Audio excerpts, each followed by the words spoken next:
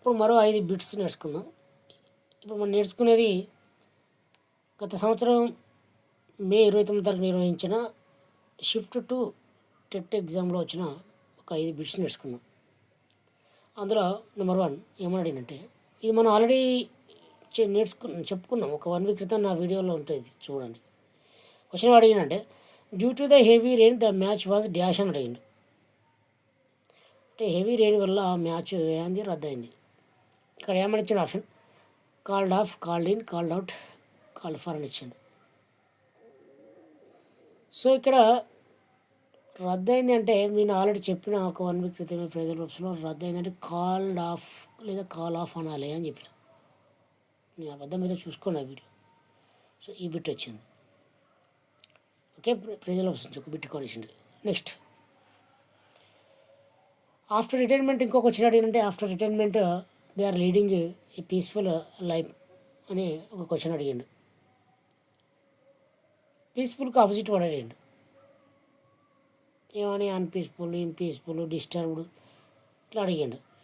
So పీస్ఫుల్కు ఏమిటి opposite word disturbed. Okay, ఈ bit ఈజీని opposite వర్డ్కి వెళ్ళి ఈజీని అడిగిండు. ఇది ఒక బిట్. ఇంకో బిట్ నేను ఈడియమ్స్ చెప్పిన కొన్ని once in a blue moon లాంటివి. అందులో ఇంకోటి అడిగిండు. ఏమనంటే ఆ రోజు చెప్పిన క్లాస్లోకి వెళ్ళి, ఈ felt like a fish out of water అన్నాడు. ఈ felt like a fish out of water. ఇప్పుడు చేప ఒడ్డు మీదకి వస్తే ఎట్లా అనిపిస్తుంది దానికి లైఫ్? కొంచెం ఇబ్బందికరంగా అనిపిస్తుంది. సో వాళ్ళ లైఫ్ కూడా వానికి అదే విధంగా అనిపిస్తుంది అని ఒక షార్ట్కట్లో చెప్పిండు ఈడియమ్స్లో. Like a fish out of water అన్నాడు. Like a fish out of water అంటే అన్కంఫర్టబుల్గా ఉండడం అన్నట్టు. కంఫర్టబుల్ లేకపోవడం. ఫిష్ నీళ్ళలో ఉంటే కంఫర్టబుల్, ఒడ్డు మీద ఉంటే అన్కంఫర్టబుల్. సో ఎవరికైనా అసౌకర్యంగా ఉంటే మనం ఏం వాడుకోవాలంటే ఇంగ్లీష్లో, మీకు అసౌకర్యంగా అనిపించింది అనుకోండి, I felt like a fish out of water రా అంటే నాకేమైనా అన్కంఫర్టబుల్గా చెప్పుకోవాలి. ఓకే, మీకు ఏమైనా అసౌకర్యకరమైన ప్లేస్ అనిపిస్తే ఫిష్ అవుట్ ఆఫ్ వాటర్ అంటే అయిపోతుంది. ఇది ఒక బిట్ అడిగిండు. ఇంకోటి సైలెంట్ లెటర్స్ అడిగింది. నేను ఏ నుంచి జెడ్ వరకు కొన్ని ఇంపార్టెంట్ సైలెంట్ లెటర్స్ చెప్పిన. రివైజ్ చేసుకోండి, అదే బిట్ ఇప్పుడు వచ్చింది. WRINKLE అని అన్నాడు. ఇందులో which is the silent letter అని అడిగాడు. ఇప్పుడు WRIT ఏమని చదువుతారు మీరు? రైట్ అని చదువుతారు. అంటే రైట్ అని అంటే సైలెంట్ ఏంటిది? W silent. సో రింకిలో కూడా W silent. Okay, W silent అంటే RINKLE రింకిల్ అని చదువుతాం, వ్రింకిల్ అని చదువు. ఓకే, అది గురించి సైలెంట్ లెటర్లో చూసినాం. అదొక బిట్ కవర్ చేసిండు. ప్రజెంట్ సింపుల్ గురించి ఒకటి క్వశ్చన్ అడిగాను. మీకు ఆల్రెడీ ప్రజెంట్ సింపుల్ గురించి చెప్పిన నేను. ప్రజెంట్ సింపుల్లో మీకు చెప్పిన ఐ అనే దానికి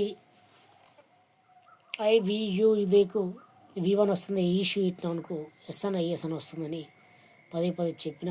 అది 1-2 సార్లు కవర్ చేసిన ఆ వీడియోలో చూసుకోండి. క్వశ్చన్ ఏమడిగింది ఇక్కడ అంటే, there is a cute boy who dash all together అని ఇచ్చిండు. బ్రాకెట్లో అట్రాక్టింగ్, అట్రాక్టెడ్, అట్రాక్ట్ అని ఇచ్చిండు. ఇప్పుడు అయిపోయింది. IVUదేకి V1 యూజ్ చేయాలి, ఈ షీట్ నాకు V1కు SNIS అని యూజ్ చేయాలన్నా ఇక్కడ ఏంది సూటబుల్ ఆన్సర్ అంటే అట్రాక్టెడ్ కాదు, అట్రాక్టింగ్ కాదు, అట్రాక్ట్ కాదు, అట్రాక్ట్స్ యాడ్ కావాలి. ఎందుకంటే బాయ్ కాదు. సో ఈ విధంగా 5 బిట్లు మనం చెప్పుకున్న వాళ్ళకి వచ్చినాయి. ఇంకా చాలా ఉన్నాయి. డైలీ నిమ్మలంగా క్లాసు వినుకుంటా మీకు 45 డేస్లో రివిజన్తో సహా చెప్పిద్దాం. ఓకే, రేపు మరో 5 బిట్స్ తోటి మరొద్దాం. Okay, thank you.